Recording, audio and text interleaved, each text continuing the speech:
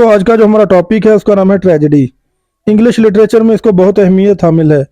Aristotle tragedy के बारे में कहते हैं कि आमतौर पर जो पोइट्री है ना, इसकी 5 फॉर्म्स हैं। इनमें से एक जो है ना ट्रेजेडी है, और अरिस्टोटल अपने वर्क पोएटिक्स में ट्रेजेडी पे बहुत ज़्यादा अहमियत इसको फोकस करता है। वो कहता है कि tragedy is an imitation. Imitation का मतलब होता है नकल, यानी ये जो ट्रेजेडी है ना, ये एक नकल है, एक एडमायर एक्शन है, लेकिन ये करेक्टर की नकल नहीं है। वो कहता है जो ट्रेजेडी में जो लैंग्वेज यूज की जाती है, आमतौर पर उसमें 2 चीज़ों का होना ज़रूरी है, एक रिदम और दूसरी मेलोडी। क्योंकि ये जो लैंग्वेज होती है ना, ये ऑडियंस को सुकून, रिलैक्सेशन प्रोवाइड करती है, उनको समझने में, उनको सुनने में ज़रा सहूलत, फैसिलिटी प्रोवाइड करती है। अकॉर्डिंग टू अरिस्टोटल, ये जो पोएट्री होती है ना, ये सुनने में मज़ा नहीं देती। असल में ट्रेजेडी वो है जो परफॉर्म की जाए, जिसे एक्ट करने में मज़ा आए। जब एक्ट किया जाता है ट्रेजेडी में ना, तो वो लोगों को आसानी से जल्दी समझ में आ जाती है। तो वो कहता है कि ये जो ट्रेजेडी है ना, ये बहुत ही ज़्यादा सुपीरियर है पोइट्री से। ये आइडियंस को क्लैरिफाई करती है।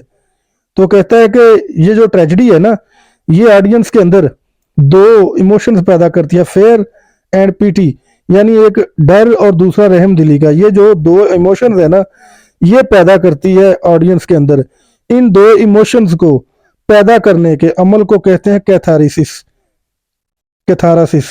तो वो कहता है कि जो ट्रेजेडी है ना, ये ऑडियंस के अंदर फेयर और पीटी पैदा करती है, ये 2 इमोशंस पैदा करती है। टोटल कहता है कि ये जो ट्रेजिक पोइम होती है ना, इसके 6 पार्ट्स होते हैं। Number 1 lyric poetry, number 2 spectacle, number 3 plot, number 4 character, number 5 diction, number 6 reasoning. वो कहता है ये वो 6 पार्ट हैं, ये वो 6 पार्ट्स हैं जो ट्रेजेडी की क्वालिटी को इंक्रीज कर देते हैं। और ट्रेजेडी जो होती है ना, इसके प्लॉट में बिगिनिंग, मिडल और एंडिंग, ये एक सीक्वेंस पाया जाता है तरतीब से, ताकि समझने वाली जो ऑडियंस है ना, वो उनको इजीली समझ सके।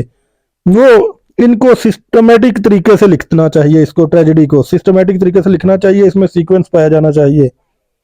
और हर कैरेक्टर का जो रोल होता है ना, उसके पीछे कोई रीजन होती है, उसका कैरेक्टर होता है, उसका प्लॉट समझने में आसान हो। ये 6 पार्ट्स हैं जो ट्रेजेडी की मतलब कि इक्वालिटी इंक्रीज करते हैं। अकॉर्डिंग टू अरिस्टोटल, जो ट्रेजेडी होती है ना, ये 4 टाइप्स इसकी होती हैं। नंबर 1 कम्प्लेक्स, जिसमें थोड़ी पेचीदगी होती है। नंबर 2 सिंपल, ये सादा होती है। और नंबर 3 जो होती है वो बेस्ड ऑन सफरिंग होती है। और नंबर 4 बेस्ड ऑन कैरेक्टर होती है।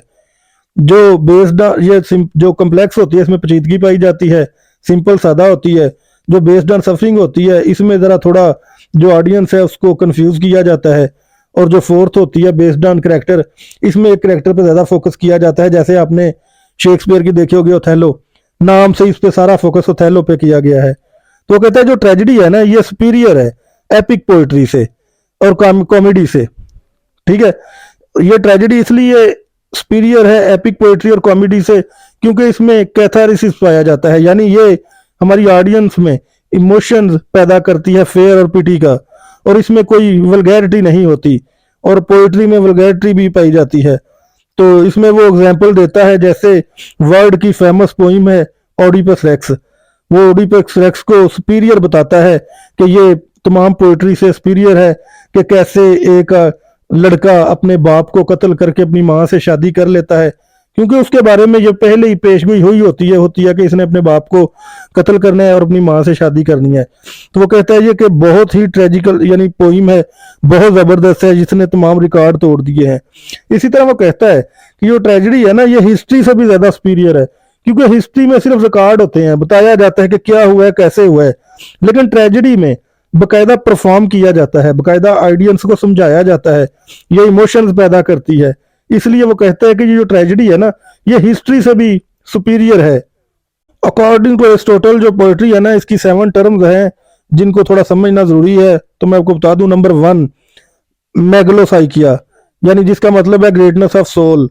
नंबर 2 पेरिपेशिया, यानी करेक्टर जो होता है ना ट्रेजेडी में, हाई रैंक से, हाई स्टेटस से लो स्टेटस की तरफ जाता है।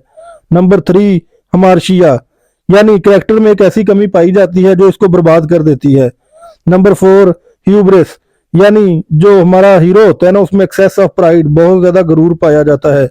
नंबर 5 एनाग्नोसिस, यानी पता होता है हीरो को कि वो गलत चल रहा होता है, लेकिन ये ऑडियंस को पता होता है लेकिन हमारे हीरो को पता नहीं होता, ये पाया जाता है। नंबर 6 कैथारसिस, यानी ये इमोशंस पैदा करती है पीटी फेयर के। और नंबर 7 पैथोस, पैथोस का भी यही मतलब है कि ये इमोशन यानी पीटी वाला क्रिएट करती है।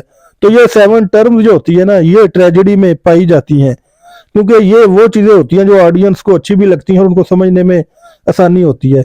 तो आई होप आपको समझ आ गई होगी कि अरिस्टोटल ट्रेजेडी के बारे में क्या कहना चाहता है।